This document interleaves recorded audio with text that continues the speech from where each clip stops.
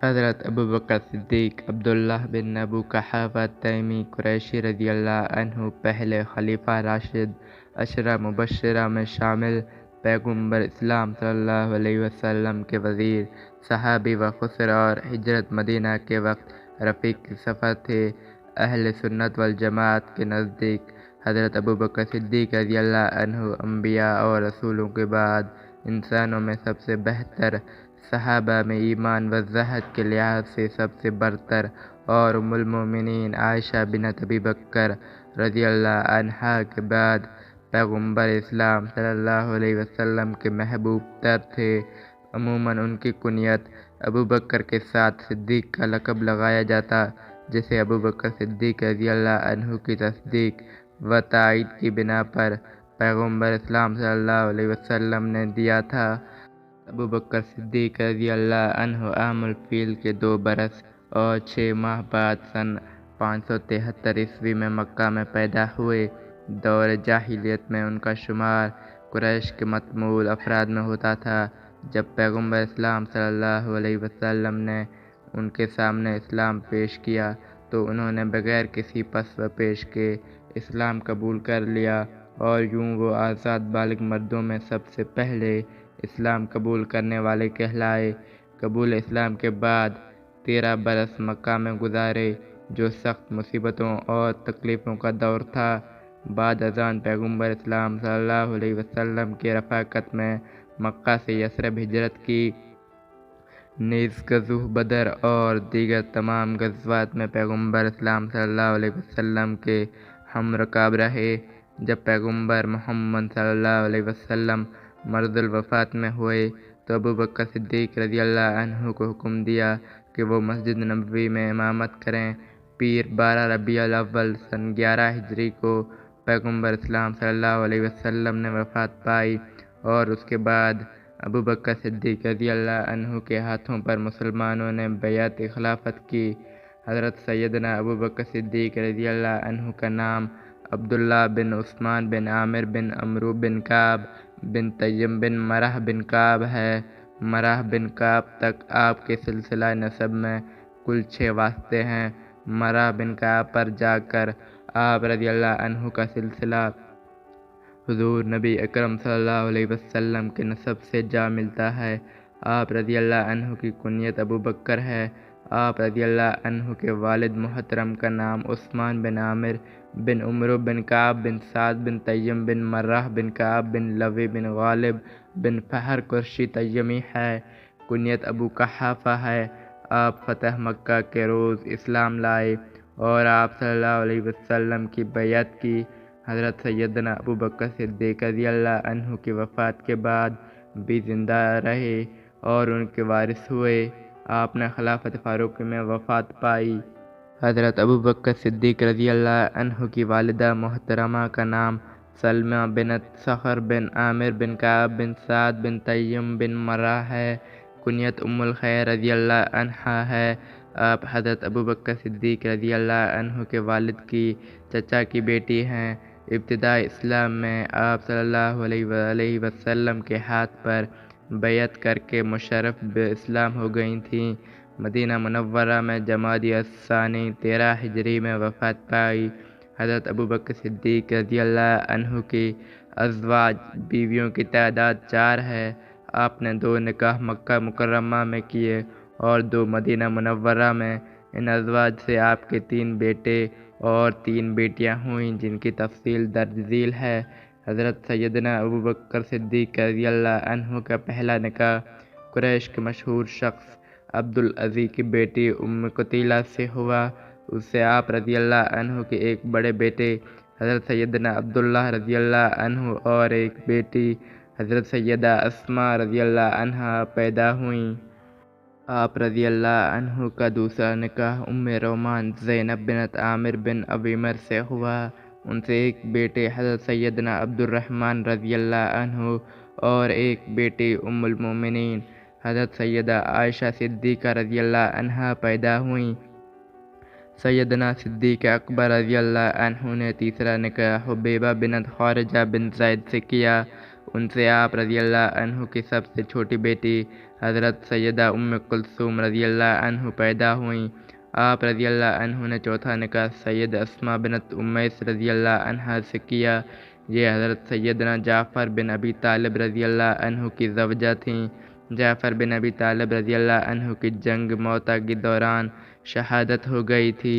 حضرت سیدنا جعفر رضی اللہ عنہ کی شہادت کے بعد حضرت سیدنا ابوبکر صدیق رضی اللہ عنہ نے سیدہ اسماء بنت امیس رضی اللہ عنہا کے ساتھ نکاح کر لیا۔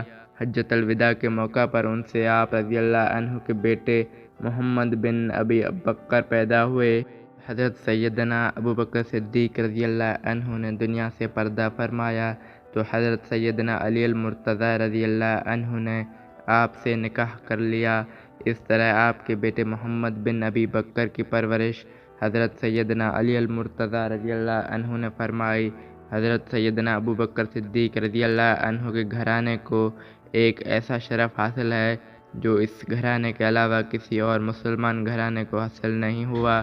حضرت ابوبکر صدیق رضی اللہ عنہ خود بھی صحابی، ان کے والد حضرت ابو قحافہ رضی اللہ عنہ بھی صحابی، آپ کے تینوں بیٹے حضرت عبداللہ رضی اللہ عنہ، حضرت عبد الرحمن رضی اللہ عنہ اور حضرت محمد بن ابی بکر رضی اللہ عنہ بھی صحابی، آپ رضی اللہ عنہ کے پوتے بھی صحابی، آپ کی بیٹیاں حضرت سیدہ عائشہ رضی اللہ عنہا، حضرت سیدہ اسماء رضی اللہ عنہا اور حضرت سیدہ ام کلثوم رضی اللہ عنہا بھی صحابیات اور آپ کے نواسے بھی صحابی ہوئے۔ حضرت سیدنا موسیٰ بن عقبہ رضی اللہ عنہ سے روایت ہے کہ ہم صرف 4 ایسے افراد کو جانتے ہیں جو خود بھی مشرف اسلام ہوئے اور شرف صحابیت پایا اور ان کے بیٹوں نے بھی اسلام قبول کر کے شرف صحابیت حاصل کیا۔ ان 4 کے نام یہ ہیں: ابو قحافہ عثمان بن عمر رضی اللہ عنہ، ابو بکر عبداللہ بن عثمان رضی اللہ عنہ، عبد الرحمن بن ابی بکر رضی اللہ عنہ، محمد بن عبد الرحمن رضی اللہ عنہ۔ منصب خلافت پر فائز ہونے کے بعد ابو بکر صدیق رضی اللہ عنہ نے مسجد نبوی صلی اللہ علیہ وآلہ وسلم میں منبر پر بیعت عامہ لی۔ بعد اذان کھڑے ہو کر ایک تاریخی خطبہ ارشاد فرمایا۔ حمد و نعت کے بعد لوگوں سے مخاطب ہو کر کہا کہ میں تمہارا سردار بنایا گیا ہوں، حالانکہ میں تم سے بہتر نہیں ہوں، بس اگر میں نیک کام کروں تو تمہارا فرض ہے کہ میری مدد کرو، اور اگر میں کوئی غلط راہ اختیار کروں تو فرض ہے کہ تم مجھ کو سیدھے راستے پر قائم کرو۔ راستے وراثت گفتاری امانت ہے اور دروغ کوئی خیانت۔ تم میں جو ضعیف ہے وہ میرے نزدیک قوی ہے جب تک کہ میں اس کا حق نہ دلوا دوں، اور تم میں جو قوی ہے وہ میرے نزدیک ضعیف ہے جب تک کہ میں اس سے حق نہ لے لوں۔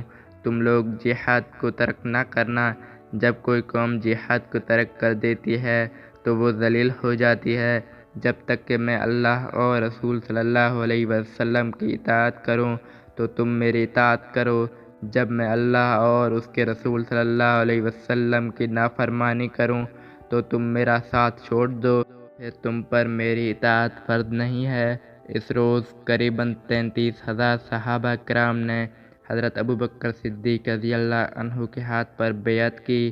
1400 سال پہلے آپ رضی اللہ عنہ کا خلافت سنبھالنے کے بعد دیا گیا خطبہ آج بھی اتنا پر اثر ہے اور یقیناً قیامت تک آنے والے حکمرانوں کے لیے قابل تقلید ہے۔ اسلامی مفتوح علاقوں میں والیوں، عاملوں اور قاضیوں کو مقرر کیا، جا بجا لشکر روانہ کیے۔ اسلام اور اس کے بعض فرائض سے انکار کرنے والے عرب قبائل سے جنگ کی، یہاں تک کہ تمام جزیرہ عرب اسلامی حکومت کا مطیع ہو گیا۔ فتنہ ارتداد شروع ہو جانے کے بعد ابوبکر صدیق رضی اللہ عنہ نے عراق اور شام کو فتح کرنے کے لیے لشکر روانہ کیا۔ ان کے عہد خلافت میں عراق کا بیشتر حصہ اور شام کا بڑا علاقہ فتح ہو چکا تھا۔ خلیفہ اول سیدنا ابوبکر صدیق رضی اللہ عنہ نے اپنے زمانہ خلافت میں عقیدہ ختم نبوت صلی اللہ علیہ وسلم کے تحفظ کے لیے جھوٹے مدعیان نبوت کی سرکوبی اور اپنے عمل سے ثابت کیا کہ عشق مصطفیٰ صلی اللہ علیہ وسلم اور عقیدہ ختم نبوت ایمان کی اساس ہے۔ کو جان و مال کا تحفظ دیا اور ان کے حقوق و فرائض کا تعین کیا اور ریاست مدینہ کے اندر تمام شہریوں کو ان کا جائز مقام دیا اور حسن انتظام سے تعلیمات مصطفی کو مضبوط و مستحکم بنیادوں پر استوار کیا۔ خلیفہ اول سیدنا ابوبکر صدیق کا زمانہ خلافت نبی کریم صلی اللہ علیہ وسلم کے اسوہ حسنہ کا عملی پیکر تھا۔ آپ رضی اللہ عنہ نے اپنے خلافت کے زمانے میں جو بھی اقدامات اٹھائے وہ سب نبی اکرم صلی اللہ علیہ وسلم کے فرمودات کے عین مطابق تھے۔ آج بھی عالم اسلام کے حکمران اور مختلف النظام کے تحت کام کرنے والی حکومتیں سیدنا ابوبکر رضی اللہ عنہ کے حکومتی و انتظامی ماڈل سے سیکھیں۔ محسن کائنات حضرت محمد مصطفیٰ صلی اللہ علیہ وسلم کے جانثار ساتھی نے پیر 22 جمادی الاخری سن 13 ہجری کو 63 برس کی عمر میں وفات پائی اور قیامت تک کے لیے اپنے آقا و مولا اور حبیب صلی اللہ علیہ وسلم کے ساتھ آرام فرما ہو گئے۔ اللہ کی لاکھوں کروڑوں رحمتیں اور برکتیں نازل ہوں آپ صلی اللہ علیہ وسلم پر اور آپ کے آل پاک رضی اللہ عنہ پر اور آپ صلی اللہ علیہ وسلم کے اصحاب پاک رضوان اللہ تعالی اجمعین پر، آمین ثم آمین۔ دوستو یہ تھی آج کی ویڈیو، امید ہے آپ کو ویڈیو پسند آئی ہوگی۔ ویڈیو اگر پسند آئی تو ویڈیو کو لائک کریں اور کمنٹ میں ہمیں بتائیں کہ ویڈیو کیسی لگی، اور چینل کو سبسکرائب کر کے ساتھ میں لگے بیل آئیکن کو بھی پریس کر دیں تاکہ ہمارے ہر نئے آنے والی ویڈیو کی نوٹیفیکیشن آپ تک پہنچتی رہے۔